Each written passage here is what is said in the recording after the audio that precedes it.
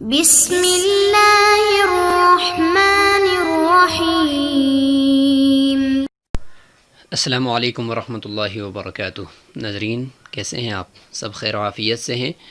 آج ہمارا سبق نمبر 30 ہے اور سبق کا نام ہے فصل فی النقاط، یعنی نقطے کچھ فرض کیے گئے ہیں کرۂ سماوی کے اوپر بھی اور کرۂ ارض کے اوپر بھی کچھ نقطے فرض کیے گئے ہیں اور ان نقطوں کے ہم نے کچھ نام رکھے ہیں، تو ان سے متعلق آج کا سبق ہے اور کچھ اگلے سبق میں بھی ان کے بارے میں ہم ڈسکس کریں گے۔ کچھ چیزیں تو ہم نے پڑھی ہوئی ہیں لیکن بس ان کو متعین ہی کرنا ہے، تو وہ نقطے کون سے ہیں، تو آئیے ہم ان کو سیکھنے کی کوشش کرتے ہیں۔ ناظرین سب سے پہلے ہم چلتے ہیں نقطۃ المشرق والمغرب، یعنی مشرق کا نقطہ اور مغرب کا نقطہ۔ یہ ظاہر ہے کہ مشرق جو جس طرف ہے تو وہاں پہ خاص مشرق کا جو نقطہ لگے گا وہ کون سا ہوگا، اور مغرب کے اندر بھی جو خاص مغرب کا جو نقطہ ہوگا ہمارا وہ کیا ہوگا۔ تو آئیے ہم اس کو کرے کے اوپر دیکھنے کی کوشش کرتے ہیں۔ تو یہ ہمارے سامنے کرہ ہے، اس میں یہ جو درمیانی آپ کو نظر آ رہا ہے یہ ہے خط استوا، اور باقی تو لکیروں سے ہم واقف ہیں کہ شمال سے جنوب کی طرف جو یہ جو لکیریں آ رہی ہیں یہ طول البلد کی لکیریں ہوتی ہیں، یہ شمال جنوب کی، تو معلوم یہ ہے کہ یہ اوپر جو ہے ہمارا نارتھ ہوتا ہے یعنی شمال ہوتا ہے، ادھر نیچے ساؤتھ ہوتا ہے، اس طرف مشرق ہوتا ہے، یعنی خط گرینچ سے اس طرف مشرق ہوتا ہے اور اس طرف مغرب ہوتا ہے۔ تو یہ چیزیں ہمارے سامنے واضح ہیں، مشرق کہاں ہوتی ہے، مغرب کہاں ہوتی ہے کرے کے اوپر، تو یہ ساری چیزیں ہمارے سامنے ہیں۔ اب نقطہ مشرق کا جو ہمیں وہ چاہیے، نقطۃ المغرب اور نقطۃ المشرق چاہیے۔ تو ناظرین یہاں پر ہم دیکھتے ہیں کہ وہ کہاں سے بنے گا، تو یہ جو خط استوا ہے اسی کے محاذات میں جو آسمان پر دائرہ لگتا ہے اس کا نام ہے دائرہ معدل نہار۔ تو یہ جو آپ کو خط استوا نظر آ رہا ہے اس کو آپ اگر فرض کریں کہ یہ دائرہ معدل نہار ہے، تو یہاں پر میں افق کا ایک دائرہ بھی بنا دوں کہ کسی بھی مقام کا جو افق تو جانتے ہیں دائرۃ الافق جو ہمارے سامنے ارد گرد میں جو ہمیں چاروں طرف زمین آسمان کے ساتھ ملا ہوا ایک لکیر سی ہمیں نظر آتی ہے، جہاں پہ آسمان زمین کے ساتھ ملا ہوا ہمیں نظر آتا ہے، اسے افق کہتے ہیں۔ تو اگر اسی دائرہ معدل نہار کے اوپر یا اسی خط استوا کے اوپر میں ایک افق کا دائرہ بھی ایسے بنا لوں، یہاں پہ ایسے بنا لوں، تو یہ ہمارا افق ہے۔ مثلا کوئی بندہ یہاں پہ ایسے کھڑا ہے تو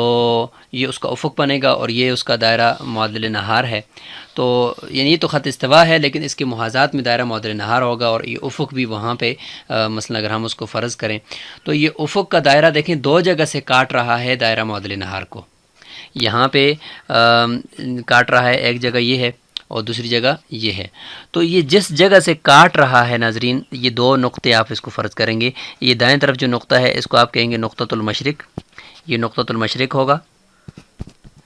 اور دوسری طرف جو ہوگا وہ ہوگا نقطۃ المغرب، تو یہ ہمارا ہو جائے گا نقطۃ المغرب، اس کو ہم کہیں گے نقطۃ المغرب۔ تو خلاصہ یہ نکلا کہ خط استوا کے محاذات میں جو دائرہ معدل نہار ہے تو دائرہ معدل نہار کو دائرۃ الافق دو جگہ سے کاٹے گا، تو اس میں دائیں طرف سے جو جہاں پہ کاٹتا ہے اس کو نقطۃ المشرق کہتے ہیں اور بائیں طرف جو کاٹتا ہے اس کو نقطۃ المغرب کہتے ہیں۔ تو کرۂ ارض کے اوپر سمجھانے کے لیے میں نے آپ کو یہاں پہ بتا دیا، اور اگر اسی کو ہم کرۂ سماوی کے اوپر دیکھیں تو وہاں پہ بھی جا کر ہم دیکھ لیتے ہیں۔ تو یہ کرۂ سماوی کے اوپر دیکھیں تو یہ آپ کو دائرہ معدل نہار نظر آ رہا ہے، یعنی خط استوا کے بالکل محاذات میں یہ دائرہ معدل نہار یہ بنا ہوا نظر آ رہا ہے، یہ دائرہ معدل نہار ہے۔ اور اب اگر ہم کسی بھی مقام کا افقی دائرہ اگر بنائیں تو ظاہر ہے کہ افق جو ہے اس میں ہمیں آسمان بھی نظر آ رہا ہوتا ہے، یعنی آسمانی کرہ بھی گویا کہ نظر آ رہا ہوتا ہے اور زمینی کرہ بھی نظر آ رہا ہوتا ہے، زمینی کرہ اور آسمانی کرہ ہمیں ہمارے چاروں طرف ہمیں ملا ہوا نظر آ رہا ہوتا ہے، تو لہٰذا ہم اس لیے آسمانی کرہ کے اوپر آپ کو دکھاتے ہیں کہ وہ افق ہمارا کیسے بنے گا۔ تو مثلا اگر کسی مقام پہ کوئی آدمی کھڑا ہے تو اس کا افق، مثلا یہاں پہ اگر کوئی آدمی کھڑا ہے تو اس کا افق ایسے بن رہا ہوگا، ایسے اس کا افق بن رہا ہوگا، یعنی اس کو چاروں طرف اپنے جو ہے وہ آسمانی کرہ بھی نظر آ رہا ہوگا، اور اتنا تقریباً جو ہے اس کو زمینی کرے سے باہر جو ہے آسمان کا بھی حصہ نظر آ رہا ہوگا۔ تو ناظرین یہ دیکھیں یہاں پہ اس دو جگہ پہ کاٹ دیا ہے کرے کے اوپر، یعنی دائرۃ الافق نے دائرہ معادل نہار کو دو جگہ پہ کاٹا ہے، ایک یہاں پہ کاٹ دیا ہے اور ایک یہاں پہ کاٹ دیا ہے۔ تو یہ جو دائیں طرف کاٹا ہے اس کا نام ہم رکھ لیں گے نقطۃ المشرق، اور یہ جو کاٹا ہے اس کو ہم کہیں گے نقطۃ المغرب۔ تو یہ اس طریقے سے آپ اس کو سمجھیں گے۔ اچھا یہاں پر اب ایک اور چیز بھی سمجھنی ہے، ایک ہوتا ہے نقطۃ المشرق نقطۃ المغرب، اور ایک ہوتا ہے جہت المشرق اور جہت المغرب۔ تو جہت اور نقطے میں فرق ہے۔ نقطہ تو یہ خاص جگہ جہاں پہ یہ موضع تقاطع، جہاں پہ دائرۃ الافق نے دائرہ معادل نہار کو کاٹا ہے وہ ہے نا، لیکن جہت جو ہوتی ہے وہ اس سے 45 درجے ادھر 45 درجے ادھر اوپر نیچے، یعنی کل 90 درجے کا یہ جو پورا حصہ ہے 90 درجے کا، یہ سارا جہت المشرق کہلائے گی، یہ پوری جہت ہے۔ اور جہت المغرب یہ پوری 90 درجے کی جہت، 45 درجے اس نقطے سے اس طرف اور 45 درجے اس طرف، یہ ساری جو ہے جہت المغرب کہلائے گی۔ تو ناظرین چلتے ہیں ہم دوسرے نقاط کی طرف۔ دوسری قسم ہے نقاط کی نقطۃ الشمال والجنوب، شمال اور جنوب کا نقطہ، یا جغرافیائی قطب بھی ہم اسے کہہ سکتے ہیں۔ تو یہ آسان ہے، ہم نے پڑھا ہوا ہے، کئی مرتبہ سامنے آتا رہتا ہے۔ جیسے کہ یہ کرۂ ارض ہے، تو کرۂ ارض کے اوپر یہ درمیان میں اس کا قطر ہے، اور اس قطر کا اوپر والا جو یہ والا نقطہ ہے جہاں پہ آ کر یہ قطر محیط کے ساتھ مل رہا ہے، اور دوسرا یہ نیچے والا جو ہے جہاں پہ قطر محیط کے نقطے کے ساتھ مل رہا ہے، تو یہ اوپر والے کو ہم نقطہ شمال کہتے ہیں اور نیچے والے کو نقطہ جنوب کہتے ہیں۔ اسی کو جہت شمال اور جہت جنوب بھی سمجھ سکتے ہیں کہ یہ پوری جہت شمال ہے اور یہ پوری جہت جنوب ہے، یہ بھی ہم سمجھ سکتے ہیں۔ یہ تو آسان ہے۔ اب جو چیز یہاں پہ ہم نے مزید سمجھانی ہے آپ کو وہ ہے جغرافیائی قطب، یعنی یہ قطب شمالی جو ہے اور قطب جنوبی، ان کو جغرافیائی قطب کہتے ہیں۔ تو جغرافیائی قطب کیوں کہتے ہیں؟ جیوگرافی زمین کو کہتے ہیں، مثلا زمین کے کرے کے اوپر جو ہے جغرافیائی قطب۔ تو جغرافیائی قطب کا نام اس کو ہم نے کیوں دیا؟ تو آئیے ہم اس کی وجہ بھی سمجھ لیتے ہیں۔ تو ناظرین جغرافیائی قطب ہم نے اس لیے دیے کہ قطب کی دو قسمیں ہیں حقیقت میں، جغرافیائی قطب اور مقناطیسی قطب۔ جغرافیائی قطب کو تو ہم نے نام دے دیا، انگلش میں اسے کہتے ہیں جیوگرافیکل پول، اور مقناطیسی قطب کو کہتے ہیں میگنیٹک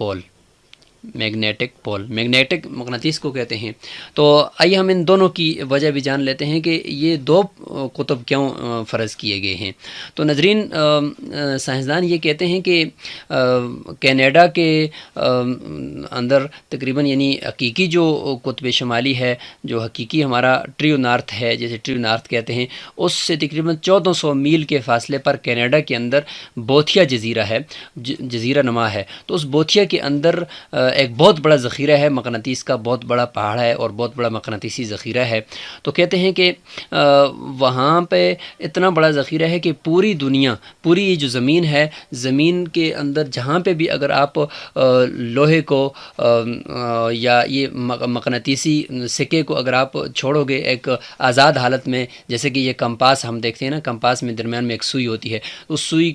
کی مثال لے لیں تو جب اس سوئی کو دیکھیں تو وہ سوئی فوراً شمال کی طرف جا رہی ہوتی ہے، کہیں پہ بھی آپ چھوڑیں گے تو وہ سوئی شمال کی طرف چلی جاتی ہے۔ تو وہ حقیقی شمال یعنی قطب شمالی کی طرف نہیں جاتی، بلکہ وہ مقناطیسی شمال کی طرف جاتی ہے، جو بوتھیا جزیرے کے اندر ایک بہت بڑا ذخیرہ ہے مقناطیس کا، تو اس کی طرف چلی جاتی ہے، یعنی وہ اپنے طرف کھینچ لیتا ہے مقناطیس کو، جہاں پہ بھی کوئی ہوگا اس کو اپنی طرف کھینچ لے گا۔ تو اس لیے کمپاس اسی سے فائدہ حاصل کرنے کے لیے کمپاس بنائے ہیں کہ بھئی کمپاس جہاں پہ بھی ہوں گے تو اس سے شمال ہمارا خود بخود ہمیں معلوم ہو جاتا ہے، لیکن وہ حقیقی شمال نہیں ہوتا، بلکہ حقیقی شمال سے قطب شمالی نقطۃ الشمال سے وہ تقریباً 1400 میل کے فاصلے پر بوتھیا جزیرے کے اندر یہ ایک مقناطیسی ذخیرہ ہے۔ تو اسی کی سے کمپاس بھی بنائے ہیں، دوسرے آلات بھی بنائے ہیں جس سے ہمیں شمال معلوم ہوتا ہے، لیکن اس شمال کے معلوم ہونے میں کچھ تھوڑا سا فرق ہوتا ہے، جو یہ 1400 میل کا فرق وہاں پہ لگا ہوتا ہے۔ تو یہ ہے مقناطیسی کتب، اور اس کے مقابلے میں جو حقیقی کتب ہے اسے جغرافیائی کتب کہتے ہیں۔ تو اس لیے اس کو یہ دو نام دے دیے گئے تاکہ فرق ہو جائے دونوں کے اندر۔ میگنیٹک قطب شمالی، یہاں پہ دیکھیں آپ کو نظر آ رہا ہے، یہ جو آپ کو نظر آ رہا ہے یہاں پر یہ لال سا نقطہ انہوں نے لگایا ہوا ہے، تو یہ ہے میگنیٹک یعنی مقناطیسی